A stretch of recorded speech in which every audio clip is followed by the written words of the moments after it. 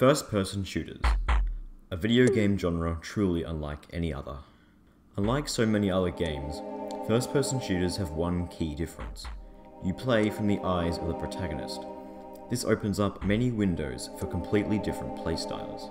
Although there have been numerous games that used first-person shooter technology before Wolfenstein 3D, it is likely one of the original games that really began to spark interest in the genre. Wolfenstein 3D, released in May of 1992, was a revolutionary game, both technology and gameplay-wise. The game follows the protagonist William B.J. Blazkowicz as he traverses through a strange dungeon-like prison filled with Nazis attempting to harness the occult and otherworldly. Over a year later, in the December of 1993, came the release of Doom, a game that was originally distributed via mail order and shareware, but was subsequently sold through retail in 1995 under the guise of the Ultimate Doom, which featured some additional content. The majority of Doom games follow an unnamed space marine with a distinct lack of armor in his abdominal region, referred to as Doom Guy by fans. Both of these two games revolutionized gaming as we know it today, as they utilized never-seen-before technology in order to create their 3D environments, as well as popularizing the genre itself. Although Wolfenstein and Doom were the first games to truly be considered as first-person shooters, there were numerous games before them that used the same technology, namely titles such as Maze War or Star Raiders. Early games such as these used somewhat primitive wireframe graphics, making them quite primitive in today's eyes, for lack of a better term. In 1980 came the release of Battlezone, one of the earliest, if not the earliest, first-person tank game. While still utilizing basic wireframe imagery, it was quite impressive for the time in the way it handled first-person mechanics and gameplay. A few years later, in 1985, a game by the name of Tau Ceti was released. Tau Ceti was revolutionary, technology-wise, including things like spheres and shading. Tau Ceti's graphics were also much more in-depth than the previous wireframe-based graphics. Soon after the release of Tau Ceti came games like Dungeon Master and Bard's Tale, which used engrossing pixel graphics and maze-like exploration even more than Tau Ceti, all the while reducing requirements and stress on computer resources. While none of these games are really first-person shooters, per se, they were definitely the groundwork and foundation technology-wise for future games such as Wolfenstein, Doom, Quake, etc. id Software was founded in 1991 by numerous employees of SoftDisk, at the time the publisher of Alien Rampage.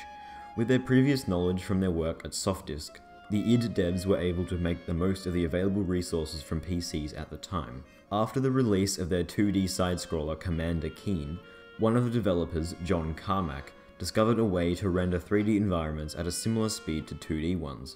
This revelation enabled id to find new ways to expand their gaming endeavors. In May of 1992, the release of Wolfenstein 3D, an unofficial sequel to the popular Castle Wolfenstein, was the first true, by-definition first-person shooter. Wolfenstein utilized many previous technologies along with a new rendering technique, and this, combined with fast-paced gameplay, unakin to most games of the time period, created an incredible bestseller. Wolfenstein sold nearly 250,000 copies in the first year. A collection of 800 player-made levels were later released en masse, further sparking interest in the game. Wolfenstein arguably created the first-person genre all by itself, and it was essentially the largest game of its time. Until 1993, that is. After Wolfenstein's success, id were essentially free to do what they wanted in terms of game development. Fueled by John Carmack's incredible engine, id now had the ability to perform revolutionary tasks, such as map textures to 3D objects, illuminate different areas with different light sources and light levels, and have different levels of floor at varying heights. So now, with their incredible engine, team of seasoned developers, and lack of Nazis, id was ready to create their next revolutionary first-person shooter, Doom. Doom was an instant success, selling a few 100,000 copies in the first year, and raking in $100,000 for id Software daily, with each shareware copy selling for around $9. Doom was a highly controversial game. It was infamous for containing high levels of graphic violence, making it one of the first video games to earn an M for Mature rating from ESRB. Doom also contained a lot of satanic imagery, which, predictably, caused a lot of controversy from members of certain religions. Doom was highly influential in the gaming world in a manner of ways. In their early days, first-person shooters were mostly called Doom clones, but this term phased out in a few years. Doom also popularized the term deathmatch, as such a term was used to describe the game's multiplayer mode. Doom's multiplayer was possible by linking two PCs together over a phone line with the use of a modem, or by connecting the two PCs via a null modem cable. Due to Doom's popularity, it was a large influencer for modern first-person shooter multiplayer deathmatches. It's 2018 now, and first-person shooters have come a long way since the original Wolfenstein.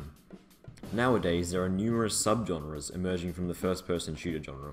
Some first-person shooters are more story-driven, and don't even necessarily use the first-person mechanic to utilize guns of a typical nature.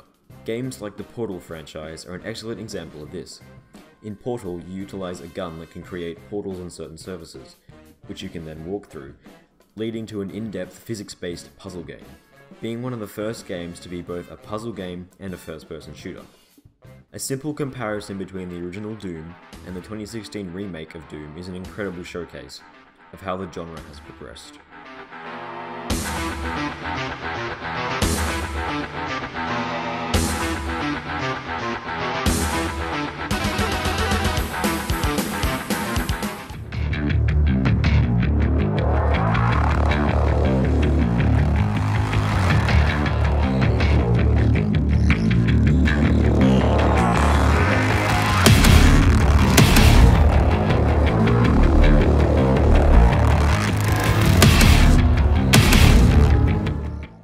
Anyway, as can be clearly seen, the first-person shooter genre has greatly evolved as it's currently one of the, if not the, most popular video game genre today.